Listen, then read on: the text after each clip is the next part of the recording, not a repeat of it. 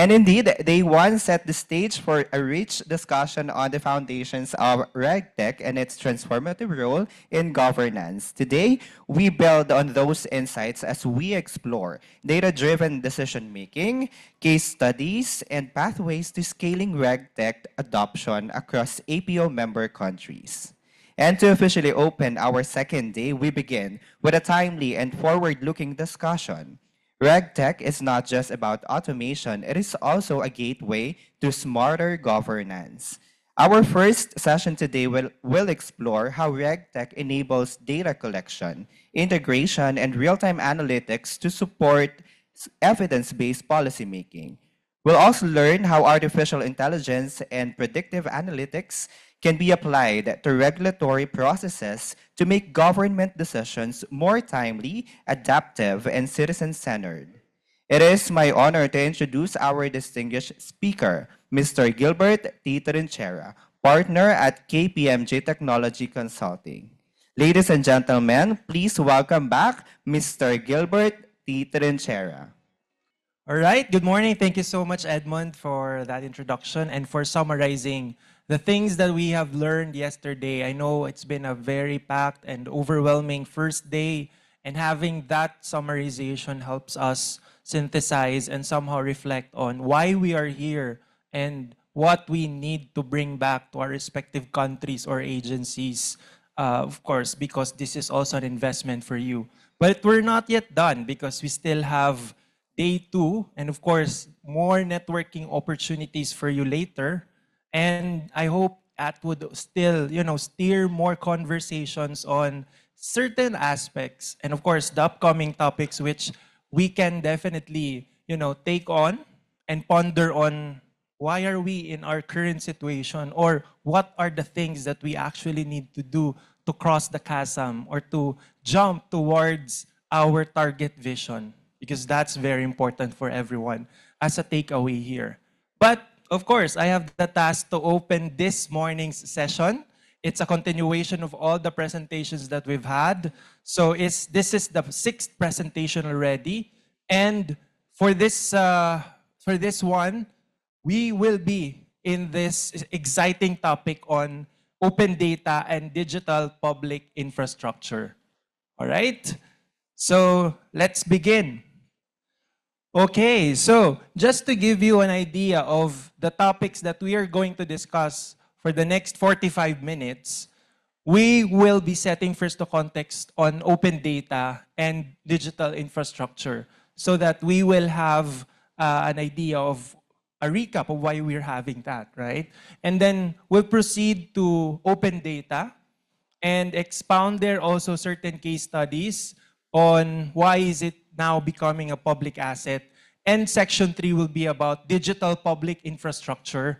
And lastly, we will have a 10-minute activity for you just to keep you going, and somehow we have a realization on applying open data and DPI for our respective agencies, or if you look at it at a government level.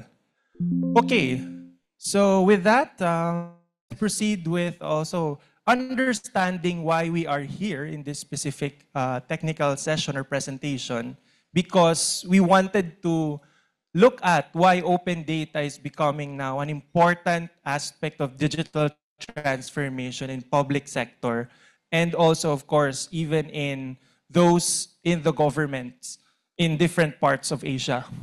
And also align it with how DPI, or the digital public infrastructure, is becoming critical. And we also have some real-world applications, but given the time, we have shortened it, at least to give you just an insight. We can have another discussion on going deep dive on these specific case studies. Okay. So, sorry, I have the habit of clicking this one, so I'm really sorry. All right, okay. So let's start with section 1 on setting the context, because we need to understand the title is about unlocking value. Why is there a need for us to unlock value through this open data and DPI? And what are all of these concepts? although some of us already have encountered that because it has been here for quite a decade already, but in the context of emerging technologies, what is really these areas here, of digital transformation? And I'd like to start with this quotation for everyone, since all of us are public servants here, and we'd want to also factor in how this aspect is thriving nowadays. No? So I'd like to start here by saying that true governance thrives not on secrecy, but on the courage to let data breathe, empower, and guide the people. Because most of us may have forgotten already why we are here. Maybe we're in an appointed position or we're part of the civil service. But technically, we're also a part and parcel of the entire government system serving our citizens and constituents. Therefore, it is also our duty to contribute on how, through the emerging technologies that we have right now, we can actually look back on why we're there and also look towards the future and guide our people through the power of data. And that's how true governance can come in. And even also in private enterprises, we apply this, that it's always about transparency that will actually enable you to reach your economic development or growth targets. So, with that, I'll now start by saying that there's been an exponential shift in the role of government, especially when pandemic happened in 2020 to 2022, and more so with the advent of the emerging technologies that we have, and we've been, bombarded with those ideas in different conferences and summits, or even internally in our organizations, and even yesterday's topic, right? So we'd like to understand here that even in the context of open data and digital public infrastructure, the role has really gone so much far. So before, we'd like to always think, even though we're already doing digital transformation, or we have already some applications that, smoothens transactions of our citizens with our office or with the entire government, we still need to understand the big picture, which is we're not anymore users of data. Or if we purchase or install or implement a new software or tool, we just say, okay, let the employees run it, let the people use it, and as government, we'll just, guide and administer its usage, pay the subscription fees, and of course, if there are issues, tell our IT or even the vendor not to resolve it. But it has gone differently now. We need to realize that from that perspective, we are heading towards being stewards of public digital assets. Okay? And we'll understand that aspect of digital assets later on because we will connect it. But what we're saying is, we're not just part of those who's actually enjoying the benefits of digitalization, of having these tools. But we also need to dig deep on what creates a working system, which is the data elements in these systems.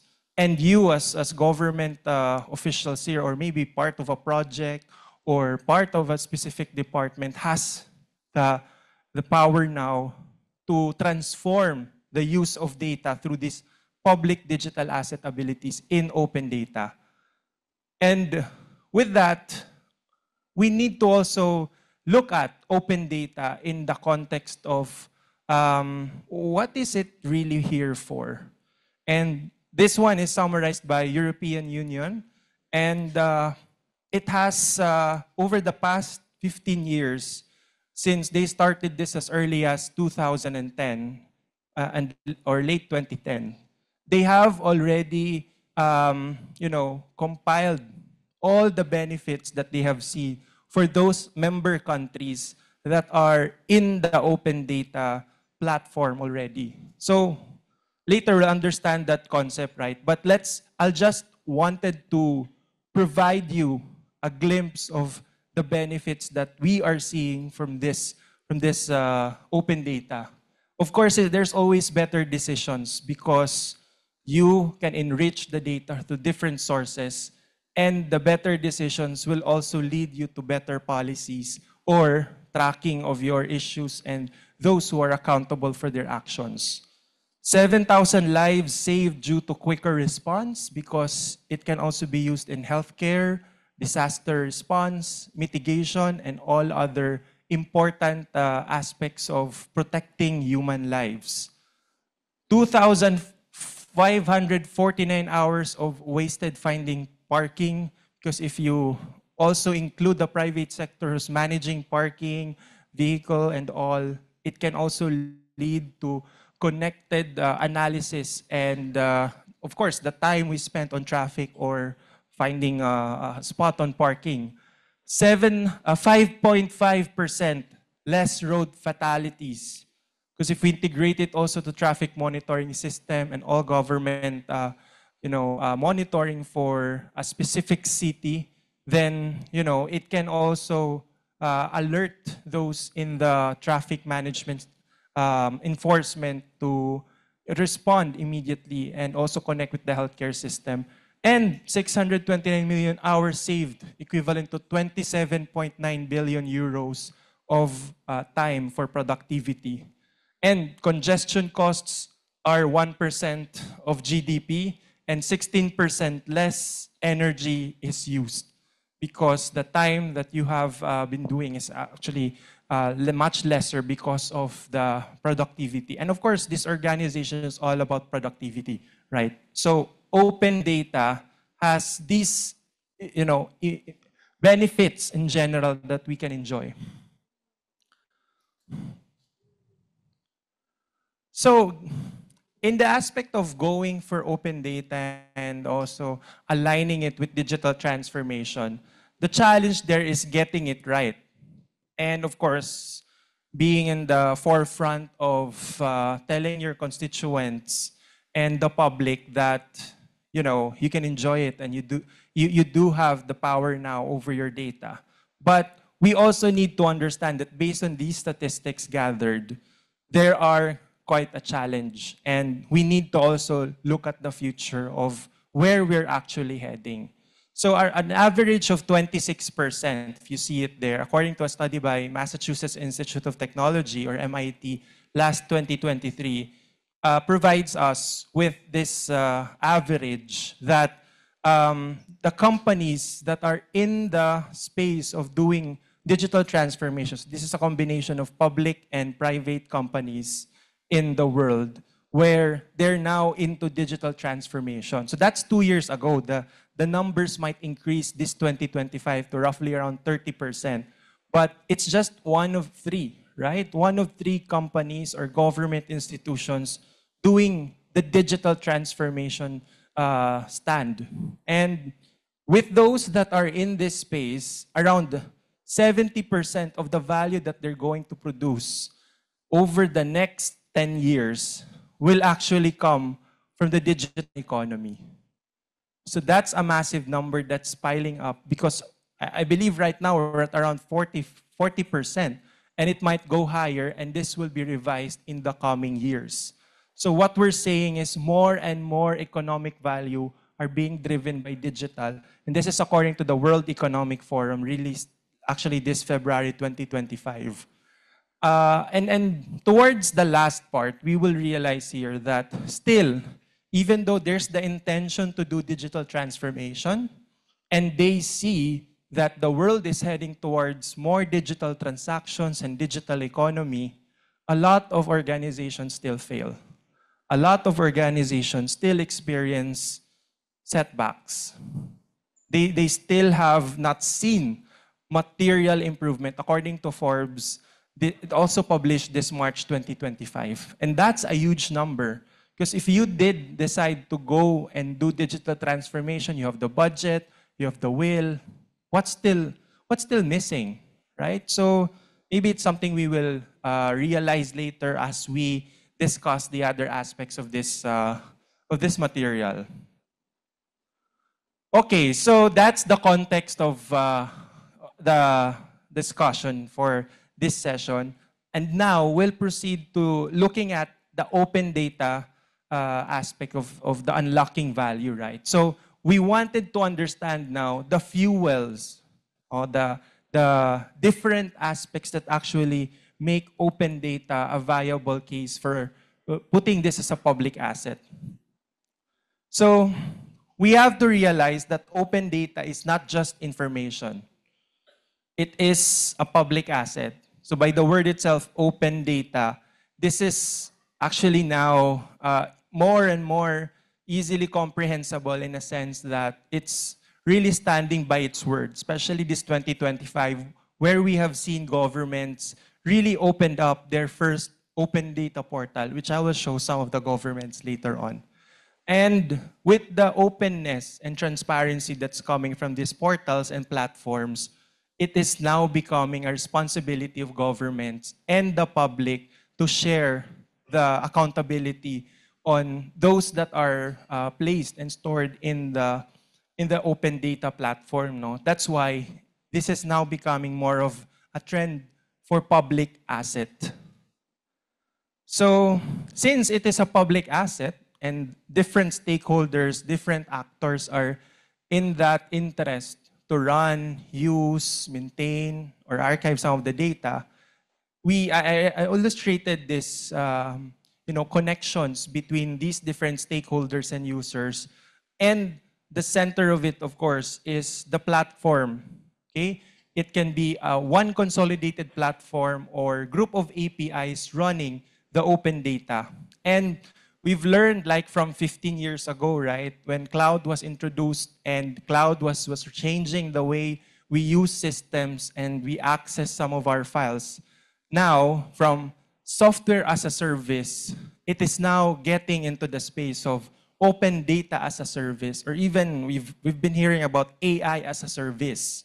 So more and more on-demand and on-cloud types of service are being introduced in different use cases, and particularly this one on serving governments and public sectors on maintaining the open data platform. And who benefits that? We see here there are really important stakeholders, right? You have the funding agencies and investors. Could be World Bank or Asian Development Bank, JICA, and other institutions, or the major banks in your countries. And they can talk to the different entrepreneurs, the economic activities thriving in the business community, the innovation aspect is being nurtured as well with that. And they, of course, use through bootstrapping and using what they have to really make sure that they make the right decision or the right model for their application.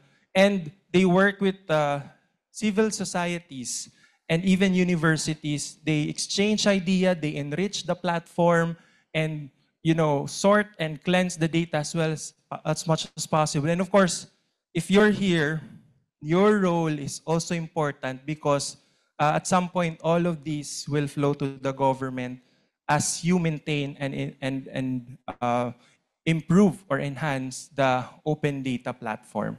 So this is the ecosystem that runs under this open data context, right? And as mentioned that it is an important fuel, there are different pillars that we can apply and use open data. And one of which is, of course, since we're doing RegTech here, right? And most of us has experience in doing regulatory work.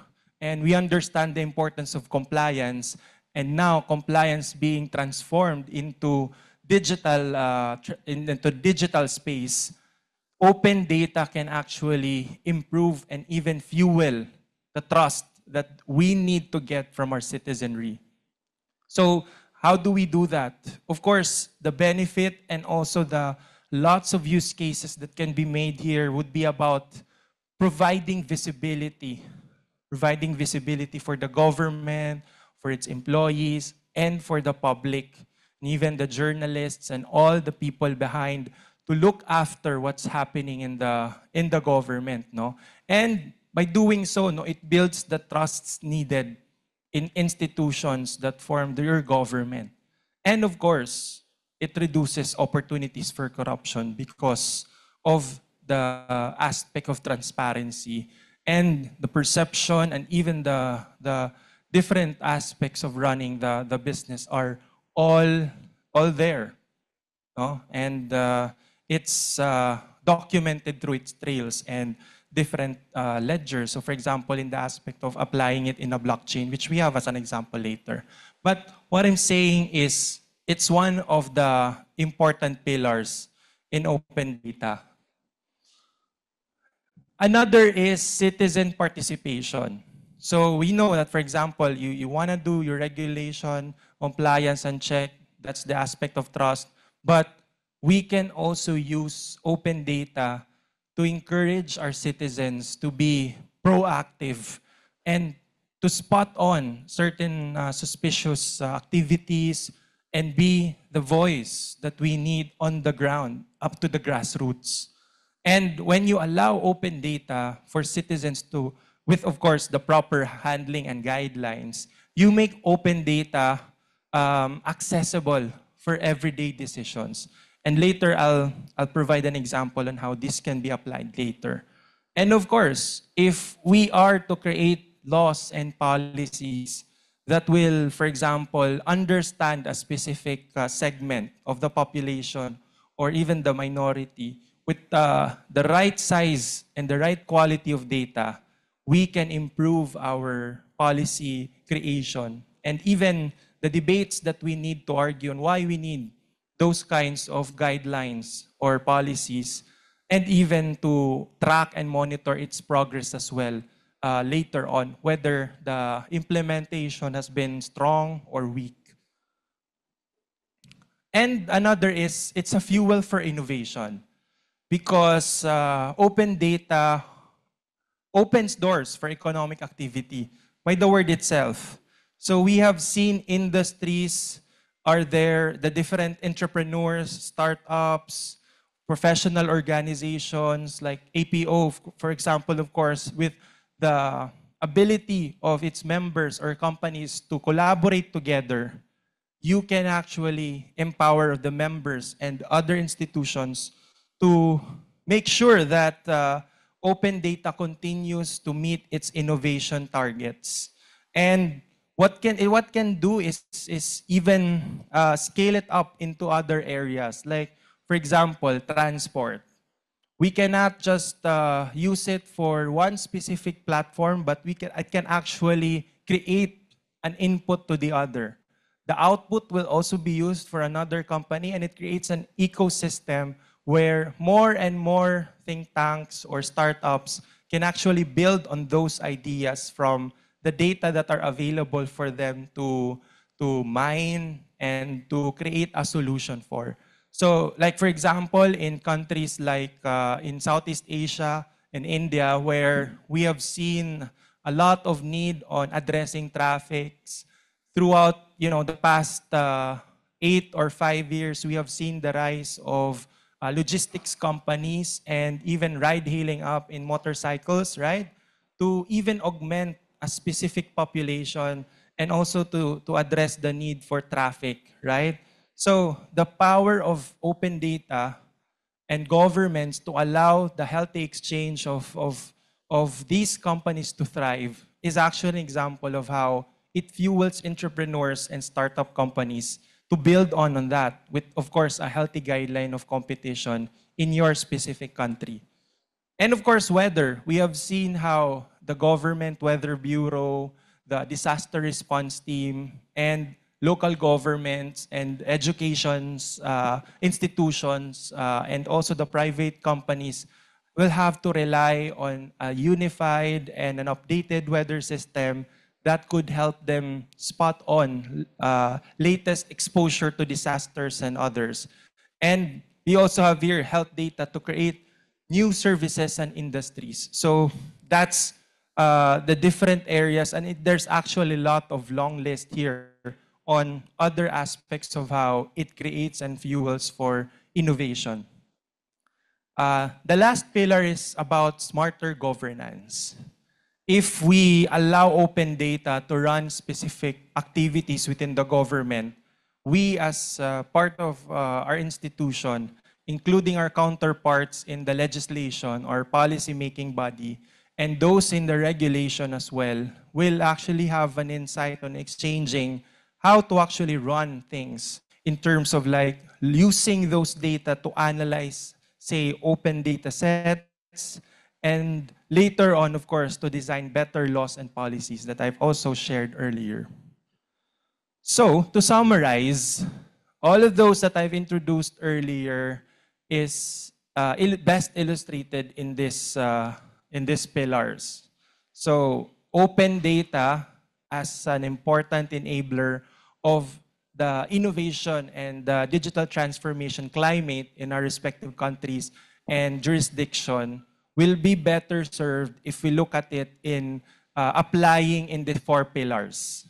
Okay? For transparency and accountability, to make sure that our citizens see that governments are after providing a clear way of how their data are being processed, and the transactions inside the government are all for inspection and for information, right? And those who need to be accountable for their actions, you can trace it here, no, in this pillar.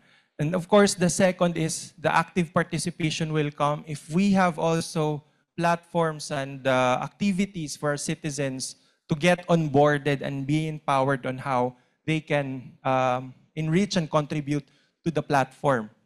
And third, as I've mentioned earlier, that the different industries, the startup community, the business community is really actually the biggest winner.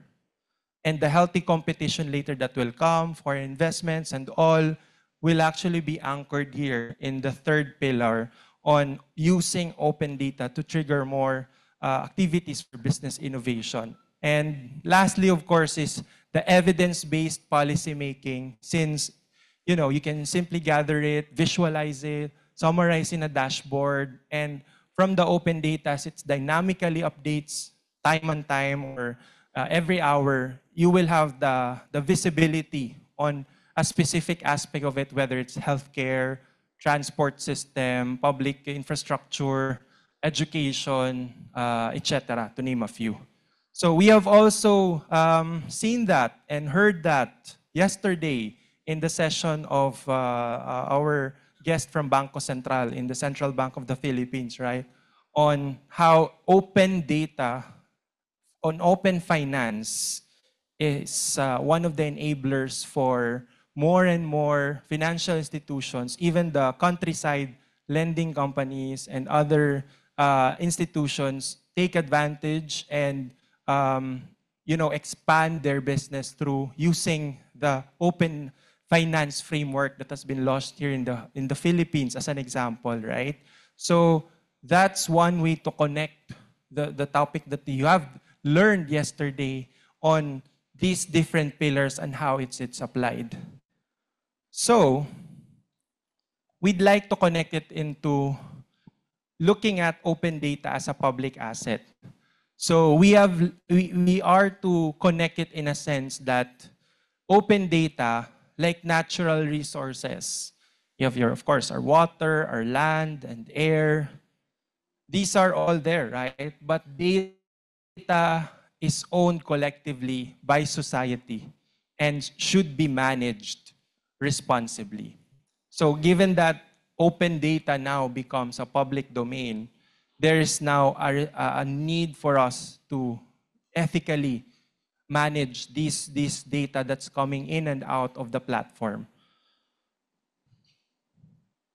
And of course, we also have to understand that its boundaries and limitations should be a key aspect of how we design its availability and also to empower the different users. Because if it's locked up, it's the benefit that will come of it will only benefit a few, right? For example, just a specific company or industries will limit the exposure to getting the data and decisions coming from that, right? For example, in your country, do you know your credit rating? Is it an information we can easily access or request from your regulator? Right? So it's a question on whether it's functioning that way. Because if those information, your credit rating is easily and openly shared, it benefits everyone. Of course, there's aspect of privacy and consent there, right? If done properly and legally. But what we're saying is, if it's appropriately and suitably utilized, it can create transparency and drives innovation on how to better improve the services. And you as well has the access and the right to correct and rectify those data as necessary. And of course, generally for the public, to improve governance. So now, let's look at some of the case studies happening all over Asia. I handpicked some of those. Of course, there's a long list there, but considering the time, we limit it to these specific examples, right? So of course, we have the Department of Budget and Management in the Philippines, and this is just very fresh, like 15 hours ago, October 1, when we opened the APO conference yesterday. They have announced that they are now tapping blockchain for budget release systems, especially for notice of allowance and SARO, I believe those technical terms within DBM. And of course, as the law for budget in the Philippines is being deliberated now through the General Appropriations Act by our legislation here in the Philippines, it's a surprise for everyone that this department of the executive branch of the Philippine government stepped, right? Because over the past 3 months, if I think also the international community has been receiving news about the situation in the Philippines in terms of certain investigations happening, right? So this is a welcome development in terms of open data. Why? Because blockchain is like a series of ledgers, or you say you have notebooks, and these notebooks are distributed, for example, across all of your tables, and those information contain, say, 1 million. And if someone tampers it there and increase it and insert something, and now the total is 1.5 million, it will not match to the other notebooks that are available here because it created a copy across different tables. So you will identify that the modification and tampering happened in this table, say table 3, for example. So blockchain before, as used in cryptocurrency, was, of course, the easiest way to understand that in early 2014, 15, right? But now, it can be applied in governments like these using open data. So how will it work? It will utilize, according to this news, a QR code and a web application to allow users, so that's the citizens or even the government officials and civil servants, to verify the authenticity of these documents in real time. And now it will help the government and the citizens ensure that records are tamper-proof, as I mentioned earlier in the illustration, and of course, to really strengthen the public trust that we need for government financial data, given that, of course, with all the insertions and all other techniques that are happening now, especially for the Philippines. So this is our first example for open data, using blockchain. Another is in South Korea. Last October 2024, they have improved and elevated the AI hub that they have. And this AI hub is, again, another example of how they use open government data or open data for their continuous AI development, which connects to the pillar of business innovation. Because they want to also help the startups, the tech companies, and the general industries to actually take on quality data sets that, of course, they won't buy for in the black market, right? Or in an unauthorized way of transforming it into something else. The government, with the right security and privacy laws applied here in their country, have created that sets of data that can actually help them create different use cases out of it. And of course, since they're a beauty country, right, a source also of manufacturing for specific products, they're even now using it for data analysis, say the facial recognition for creating the right makeup, the right skincare products, and connect it to both the synthetic and unstructured data. So of course, the unstructured data can come from the dark data that are just coming in, in different activities. No? So for example, your social media, as long as it's consented, might have interactions there on how you select products, how you comment on specific beauty marketing materials, plus the synthetic aspect of it is the one that's actually being applied to a specific product case like makeups, and how these actually relate to how you buy a product because of its the aesthetic part, right, and the features and functionalities. And of course, these are all in that open data and governed by the South Korean government. And they can now let these private enterprises create and play around like a sandbox, because the sandbox, we discussed it yesterday, no, but more of a regulatory platform. But this one can be used for doing more and more data analysis and model training so that your AI can actually capture the right way of, say, analyzing your facial feature, recommending the right product, and responding accordingly to the needs of their customers. So this is one way of looking at how government can actually even enrich the private sector using your open data platform. Okay, another story is Pakistan. Just this 2025, last June, they have launched their centralized platform.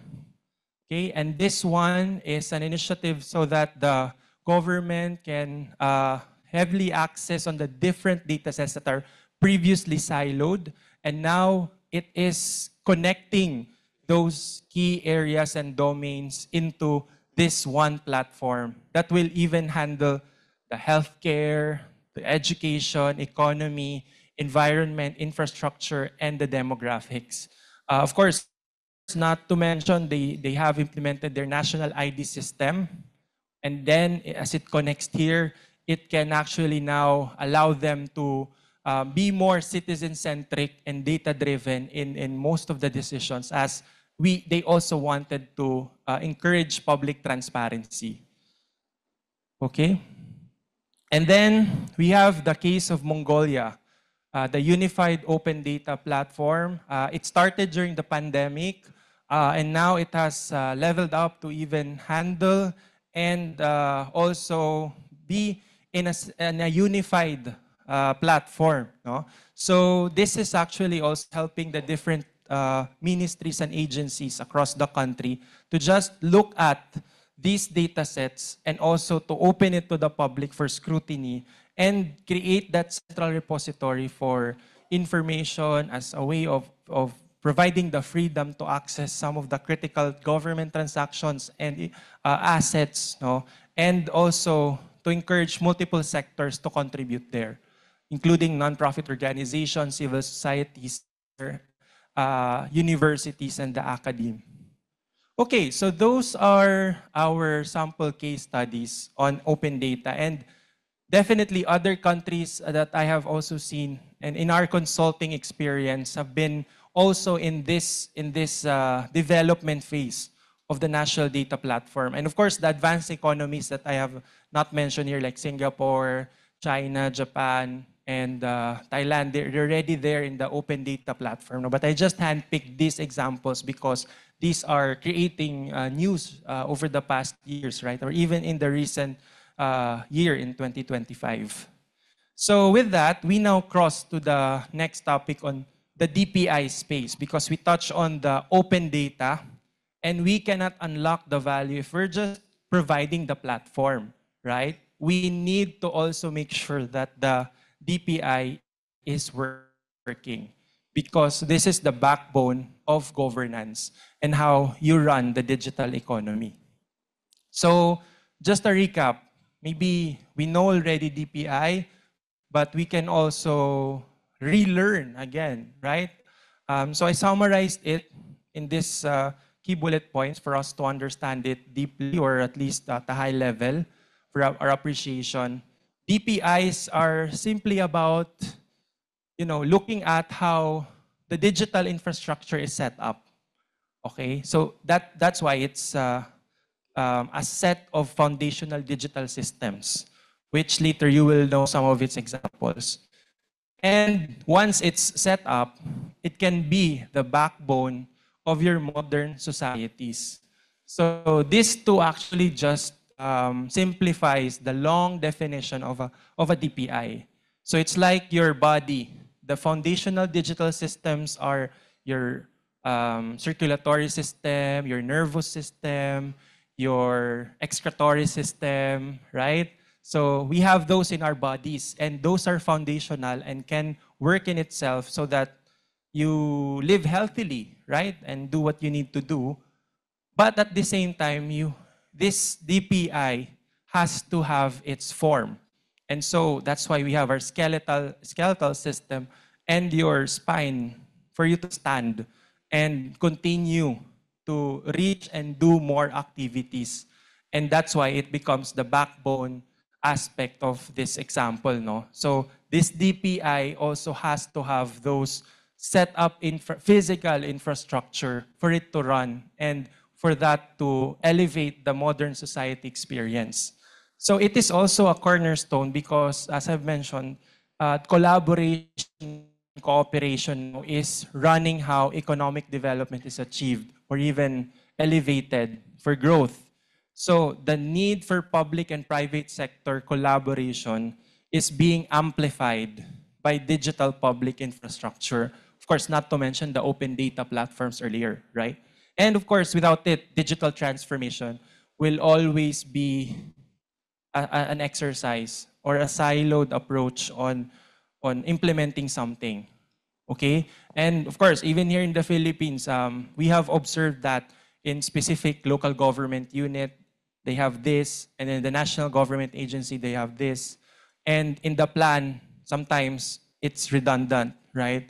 Interoperability runs, but it seems like it's running together with cost consideration there that could have been simplified, right? Or the backbone that could also be shared for the different LGUs, for example. I mean, that's the case in the Philippines, right? So without really strengthening this, your agencies in your respective countries might just be running it singularly, right? Or you might have a budget monitoring system or a dashboard that's just working for you, and then the other agency might not have it. The other might have also a different version. The other might be using already Microsoft Power Apps. The other might be using Excel. The other might be using SAS, right? So there's like a lot of things that you can work on if you really wanted to be productive, right? But at the context of governance, it all will always be about how can you address those silos and make running these applications and systems more and more cohesive and cost efficient. That's what this DPI is all about. It serves like a road, a bridge connecting two islands or crossing between rivers or lakes, and can even serve as a highway so that our digital economy runs smoothly, seamlessly, and efficiently.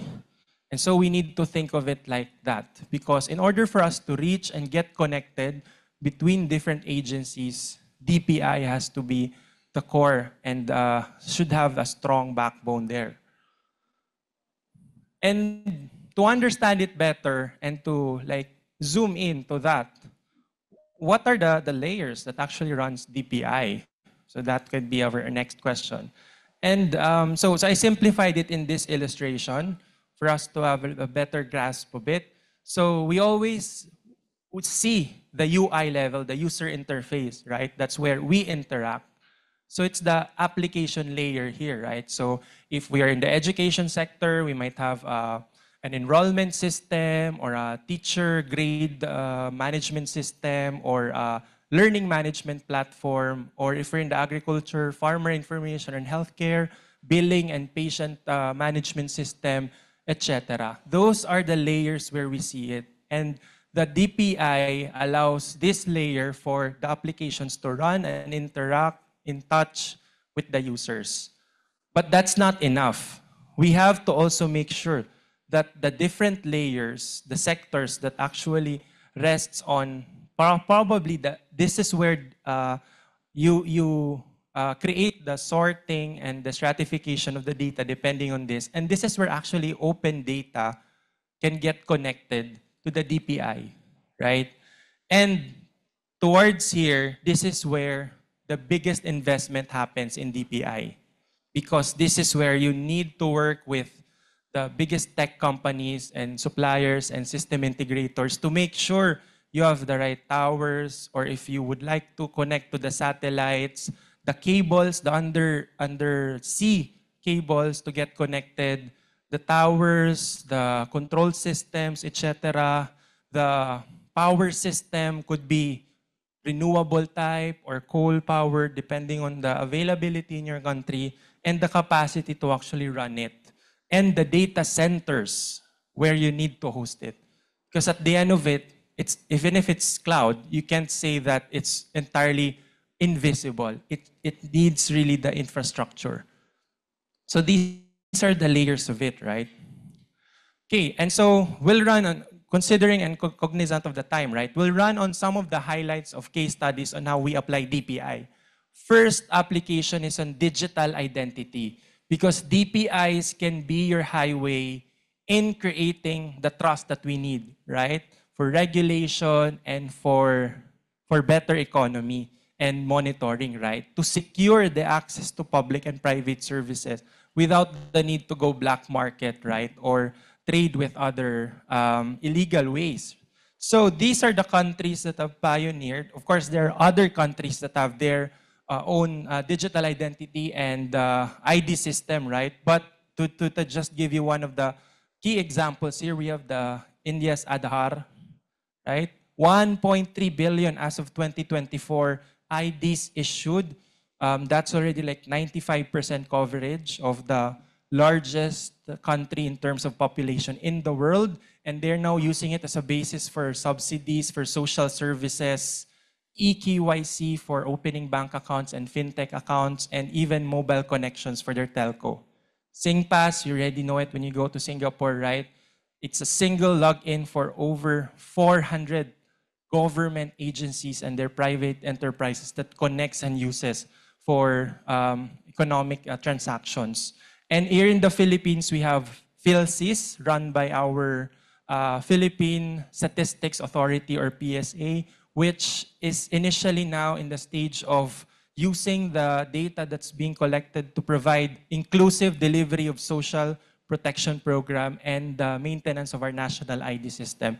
And I believe there's still more to improve in the last example in the Philippines, because it still needs to get connected to the different banks and other institutions as a recognized ID system and get connected to the platform.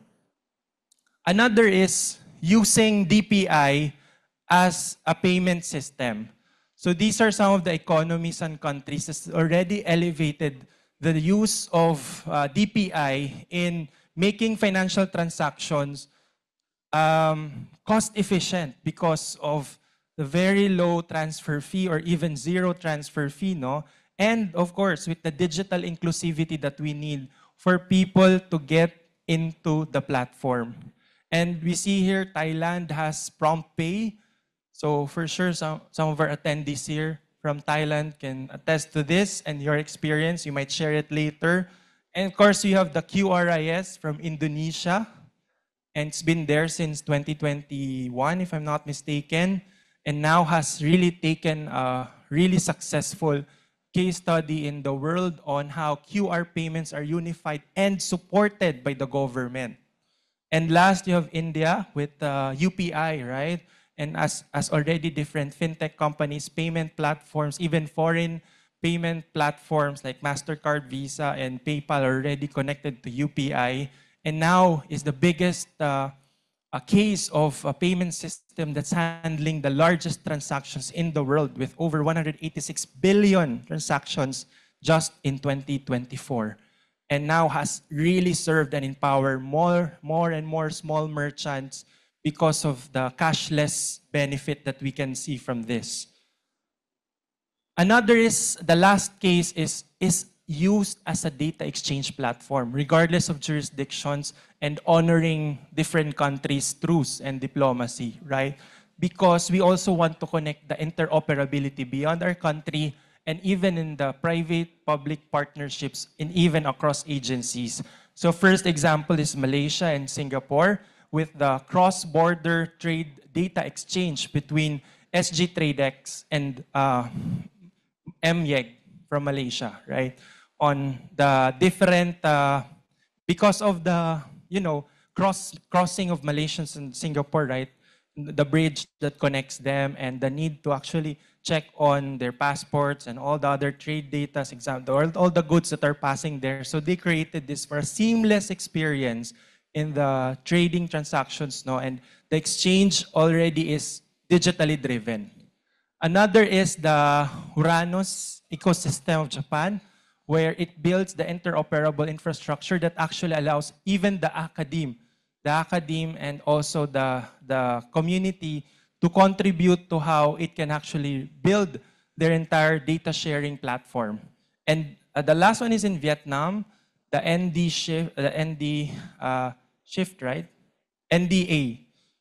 Okay, it's another example of a blockchain that has actually provided a secure way of providing data traceability and digital identity. So more of that, given the time limit that I have, you can research it. It's available online. There are connections and the disclosures in the website of these governments, and for sure we can learn something from it. And you can ask your colleagues here that are coming from these countries and how you can learn on maybe bringing it to your government agency or to your respective country. Okay, so these are some of the lessons. I won't be discussing each of them, but what we're saying is we can learn from the data sharing initiatives across Asia because we're neighbors. Most of us have similar situations and issues. Of course, taking out the cultural aspect, we would understand each other better than other countries, and we can lead by example. So in summary, we want to look at DPI not just as an IT project or a tech problem, but it's more on looking at the bigger goal of nation building digitally. And we can enable our country to grow better through scaling digital services more rapidly and inclusively, especially in the aspect of productivity and labor. If we allow the job market, the education system, and your accountability systems to talk together, you can really empower your country, no? And reach your economic goal targets with a strong DPI at the back. So I'll have an activity, but considering the time, we'll make it very, very quick. So I want you to use all the papers that's there. It's been there since yesterday, and I just really want you to use that, okay? And have a pen, and you will rate your agency or your government in general. So it's up to you. It's something that you need to reflect now for the next 5 minutes. And I'll be presenting different dimensions of maturity for open data and DPI, okay? I'll show it one by one. And then you just have to rate it from 1 to 5 in your experience and in your observation. You don't have to be the expert in that field, right? You just need to see what you observe, right? 1 the lowest and 5 the highest. And later, I'll try to check if there's still time, if I can check on some of your insights. So let's start with dimension 1. So you're right there. Okay, you're right there. And later you will use calculator to calculate. Data availability. So the question for you or your government, how many key data sets are publicly available, okay, and regularly updated by your government? So you can score 1 if, no, I don't see anything from my government or from my country.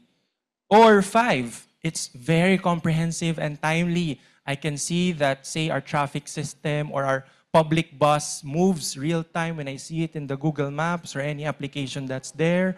And I can also see that they are providing us notifications about any criminal alerts that I have to or weather disturbances. Okay, so that's 1. Okay, I hope you have your rating from 1 to 5. Second, data quality and standardization. So actually, you can use this when you go back, right, to your agencies and try to, replicate this as well. So we're in dimension 2. The question is, are data sets accurate, consistent, and in interoperable formats? Again, 1 to 5. Okay, 1, it's very actually poor. I don't see the connection, the indexing, the manual data are fragmented, or even we have systems, but I don't see that it's really structured.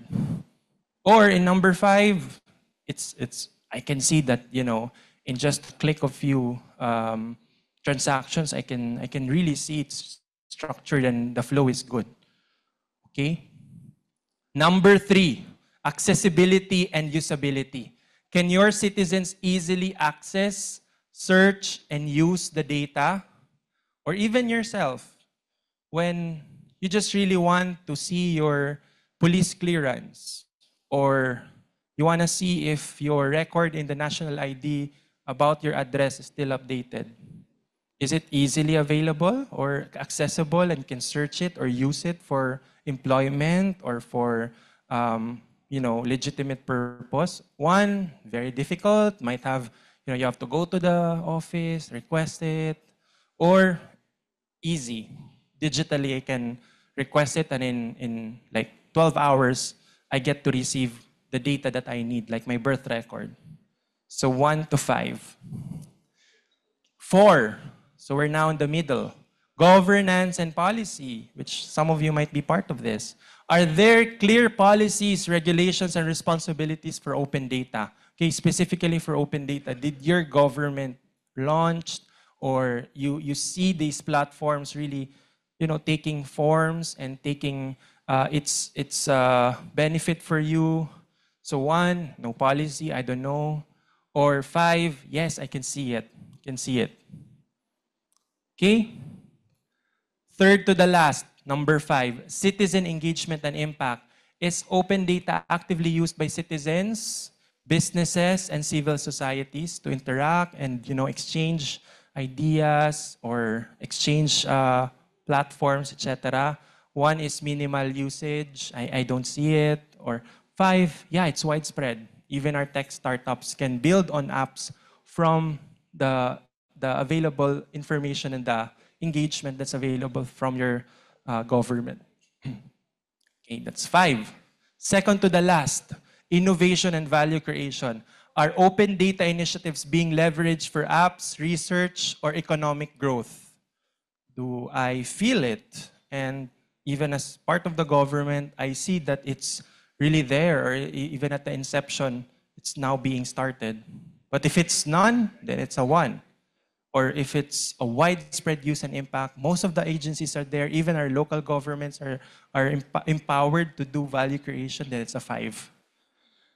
Lastly is security, privacy, and management, right? Because of the things that are happening now, we'd like to also ask you here, are personal data and sensitive information protected while enabling openness?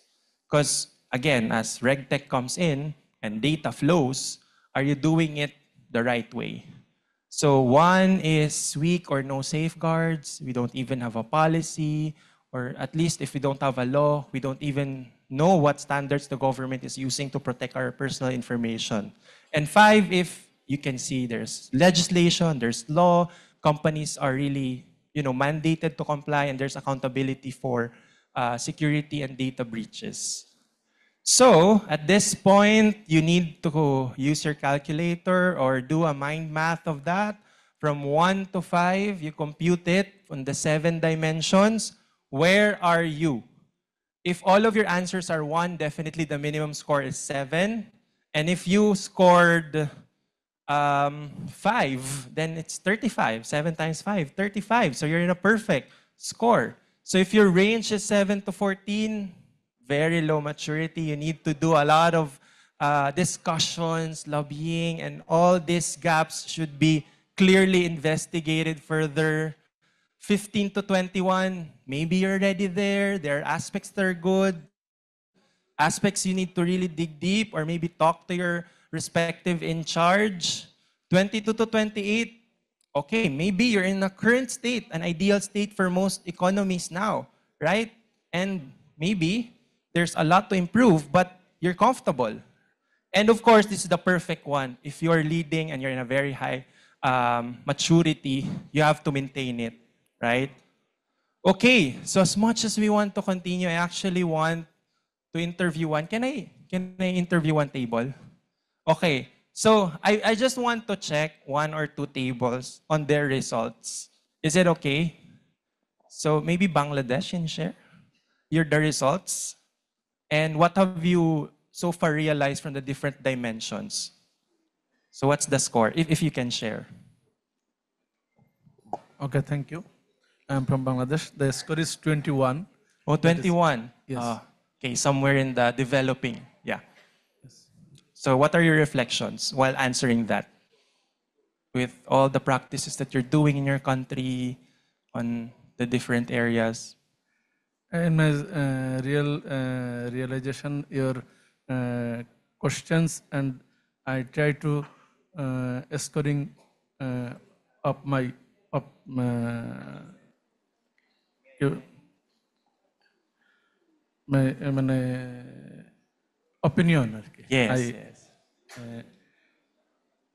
Thank you, sir. And of course, maybe you can definitely reflect that in your practice. Yes, sir. Yes. Yes, thank you very much for your wonderful presentation. I think it was one of the brightest presentation of the conference. And about the scorings, I think yes, we have many areas where we can improve, and I think there are some sectors where our government have taken good policies, where the data are open, and there are still areas where we can work on. And we as a team are going to reflect on this presentation and learning, and we'll try to send this message or convey this message to our policy leaders as well, so that we can be, go upwards to advanced high stages and leading stages as well. Thank you very much. Thank you so much, MD Zoyaber. Definitely, because Bangladesh is in the emerging economy, right? So we will look at you, and I hope this would help you diagnose some things. Sorry, one more. Can I have one more? How about Fiji? I'm interested to know your score. Fiji. Or if we would like to share, of course. If not, then would you like to share? I know you're from the academe, right? But definitely can share your observations about government. Yeah, sure. Like we are Fiji from the Pacific, you know, the scores basically low maturity. Oh, okay. Low maturity. Yeah. So what were your realization there? Well, there is a lot of opportunities, based on what attributes were there. And we would really want to take this back to our senior leadership teams, to the university, and not only to the university, but to the government sectors as well, because there are a lot of insights from this presentation. Yeah. Thank you, sir. you. And I hope the academe can really lobby those conversations Yes, with yes. the government. Yes. Thank you. Thank you. Sorry, just one last. I'm interested in local governments in Philippines as well. Quezon City being, I would stand corrected by yesterday, they're the first and pioneer of emerging apps and putting the grassroots services down to their citizens through the QC app, the Q Citizen app, right? and QCE services and was an enabler for providing response during the pandemic. And Quezon City was the trailblazer there. So, ma'am, would you like to share your scores and your realizations on behalf of Philippines? Thank you for this opportunity, Sir Gilbert. Quezon City has been at the forefront of digital transformation since 2020. In fact, we launched our QCE services portal at the height of the pandemic. And in terms of data quality and standardization, all our systems follow a specific data set format, so that when we integrate all our 31 online systems are integrated with each other and it's interoperable. So if we need data, if a specific department needs data, say from my office, which is Business Permits and Licensing Department, it is readily shared and available to other ancillary offices for permitting purposes. So they have those data available already for their evaluation and even during inspections. So, and I actually scored 29.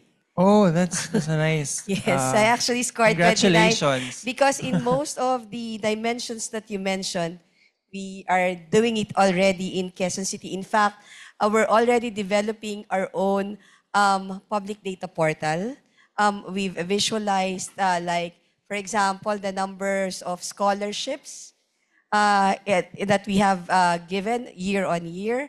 We have that data already. We are also able to provide digital access to statistical data on businesses across in any of the industries. We have also mapped all our businesses geotagged on a map, and we have already classified their risk classifications. That's why in terms of regulations, we will be able to do strategic inspections and craft data-driven regulatory policies within the next couple of years. Wonderful. Thank you, Ms. March, on behalf of Quezon City. Thank you so much for sharing those developments. And kudos to your local chief, Mayor Joy Belmonte, for advocating for that and, of course, for good governance. And as much we want to continue, we're pressed with time. But I hope those results that you have will be your basis for the more diagnosis and more realizations and conversations that you need to start when you go home. So maybe you're in the advanced, but definitely you still have a lot of things to maintain and sustain, so that doesn't end there, right? Or more so, if you're here, you are like the next wave of, the things that we're looking at for, maturity and maybe the next economic powerhouse of Asia.